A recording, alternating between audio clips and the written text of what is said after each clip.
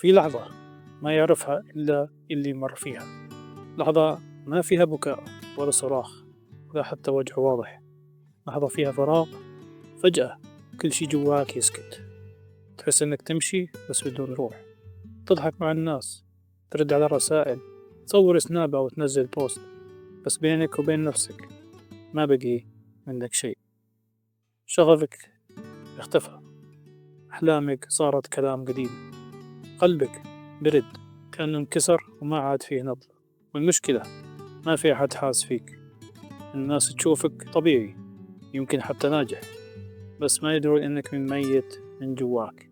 كل يوم تصحى وتحاول تقنع نفسك إنك بخير، بس ما تدري من متى وأنت تمثل هالدور. يمكن من شهور، يمكن من سنين، تحس إنك صرت حمل على نفسك، ما عاد تطيق حتى صوتك. وإذا فكرت تفضفض، يا تستخف الناس بشعورك، يا يقولون لك شد حيلك، لا تفكر واجد، أنت بس حساس. بس الحقيقة أنت إنسان، مو آلة، مو حجر. يحق لك تحس، يحق لك تنكسر، يحق لك تتعب. بس خلي أقول لك شيء واحد، الانطفاء مو نهاية. في ناس كثير مروا بنفس شعورك، كانوا يظنون أنهم انتهوا، بس اليوم واقفين ناجحين وابتسامتهم حقيقية، لأنهم فهموا أن أبسط خطوة ممكن تغير كل شيء.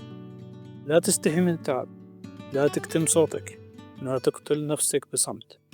تكلم حتى لو صوتك يرتجف، اطلب مساعدة حتى لو حسيت انك ضعيف. خليك صادق مع نفسك حتى لو كانت الحقيقة توجع.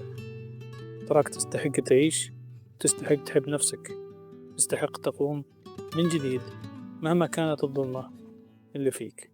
يمكن ما تقدر تغير الدنيا، بس تقدر تنقذ نفسك، واليوم يمكن تكون أول خطوة.